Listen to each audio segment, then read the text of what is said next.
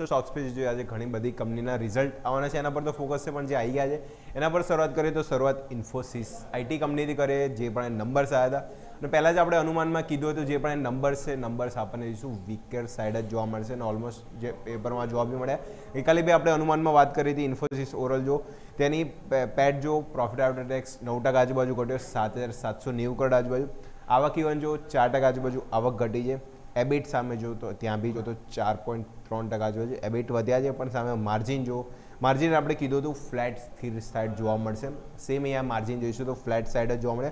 Dollar આવક even જો તો 2.8% વધી છે, $5,082 મિલિયન આજુબાજુ.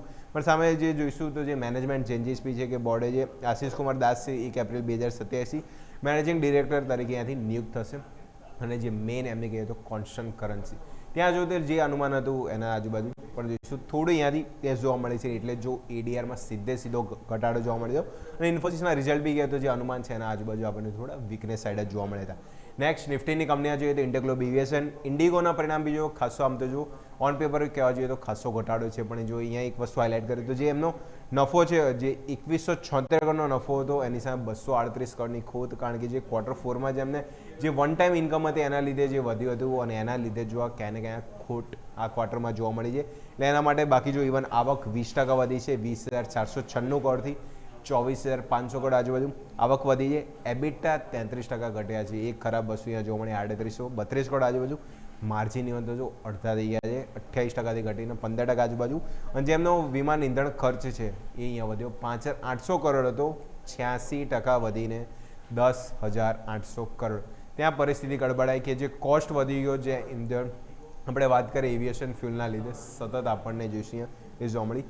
ઇન્ટરગ્લોબ એવિએશન આપણે ખાસ અહીંયાથી ફોકસ મળે છે.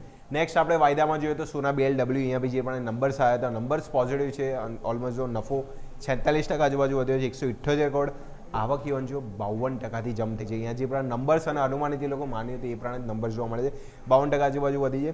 અને એબિટા જો 42.6% આજુબાજુ એબિટા વધ્યા છે અને સામે માર્જિન કમ્પેર કરો તો 24.1% હતા. માર્જિન સ્લાઇટલી ડિક્લાઇન થાય છે 22.5% આજુ. બાકી બધા પેરામીટર જો નંબર્સ પોઝિટિવ સાઈડ છે તો ફોકસમાં અહીંયા આપી સોના BLW. મોતીલાલ ઓસ્વાલ MOFSL, અહીંયા બી જો નંબર્સ બધા પેરામીટર બમ્પર્સ નંબર કહી શકાય. કુલ પ્રોફિટ આફ્ટર ટેક્સ આપણને હાઈ પર જોવા મળી હતું, ઓલમોસ્ટ 6% એરર વધારે છે, 1,513 કરોડ. ઓપરેટિંગ પ્રોફિટ જોઈએ તો અહીંયા બી જો 14% વધ્યો છે, 609 કરોડ આજુબાજુ. જો અને પેટ અસેટ મેનેજમેન્ટમાં બી અહીંયા જોઈએ તો ઓલમોસ્ટ 40% આજુબાજુ ફાળો જોવા મળે છે.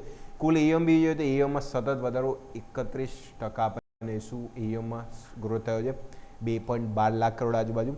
જે AMC EM એ બી 26% વધીને 1.1 લાખ કરોડ આજુબાજુ. એટલે જોઈશું સતત EMમાં બી વધારો છે. સામે જોઈશું કંપનીના નંબર્સ ઇમ્પ્રુવમેન્ટ, એટલે સતત જોઈએ તો ક્વાર્ટર ઇમ્પ્રુવમેન્ટ અહીંયા સારું રહે છે, તો MOFSL અહીંયા બી ફોકસ રહે છે.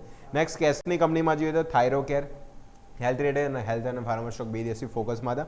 નંબર સ્પેસિંગ અહીંયા જોઈએ તો થાઇરોકેર સારું છે, નફો ઓલમોસ્ટ 40 કરોડથી વધીને 52 કરોડ આજુબાજુ. આવક ઇવન જો સારી વધી છે, 190 કરોડથી 240 કરોડ આજુબાજુ આવક છે. એબિટા બી ઇવન જો તો પોઝિટિવ સાઈડ આવે છે.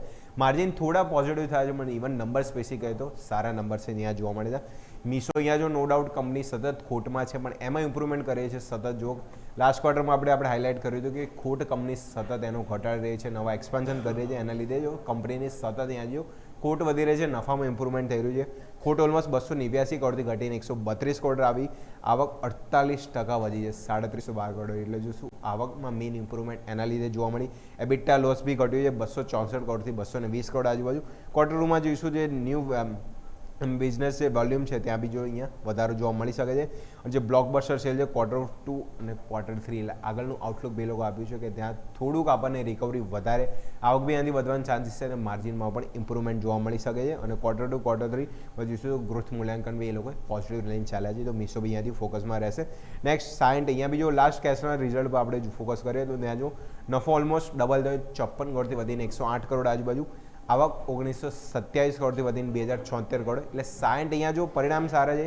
એબિટ ઇવન જોઈએ તો 187 કરોડ આજુબાજુ અહીંયા જોઈશું અને માર્જિન બી જોઈશું 100 બેસિસ પોઈન્ટ આજુબાજુ માર્જિન ઇન્ક્રીઝ સાથે 8% હતા, વધીને 9% આજુબાજુ. એટલે માર્જિનમાં બી ઇમ્પ્રુવમેન્ટ પોઝિટિવ છે, એટલે અહીંયા બી ફોકસમાં રહે છે. નેક્સ્ટ હવે જોઈશું તો જે પરિણામને આપણે ચર્ચા કરી. નેક્સ્ટ હવે જોઈશું તો એ રિઝલ્ટની પણ હવે જે ન્યૂઝ સ્પેસિફિક સ્ટોક છે એમાં કોફો જ આજે ખાસ ફોકસમાં છે. અહીંયા જો જે નુરંતર નામનું જે AI ઓપરેટિંગ સિસ્ટમ છે અહીંયા કંપનીએ લોન્ચ કર્યું છે, જેમાં એન્ટરપ્રાઇઝ માટે જે ખાસ આ તૈયાર કરવામાં આવ્યું છે. અહીં આ જોઈશું તો જે પ્લેટફોર્મ છે જે એઆઈ પ્રોજેક્ટ્સ અને આગળ વધારવામાં મદદ કરશે અને ઇઝી વેમાં તમે ત્યાંથી કામકાજ કરી શકો છો અને એઆઈ આધારિત જે બિઝનેસ આઉટકમ છે ત્યાંથી જોઈશું અમલમાં મૂકી શકાશે અને જે પ્રોડક્ટિવિટી ઓપરેશનલ એફિશિયન્સી બી અહીંયા જો વધારે બેટર એઆઈ ટૂલ કરીને આપશે. તો જો બધી જ આઈટી કંપની એઆઈને લીધે છે પણ આજે આઈટીનો મૂળ માહોલ ઇન્ફોસિસના રિઝલ્ટ ઉપર કેવો રહે એ બી ફોકસમાં રહેશે.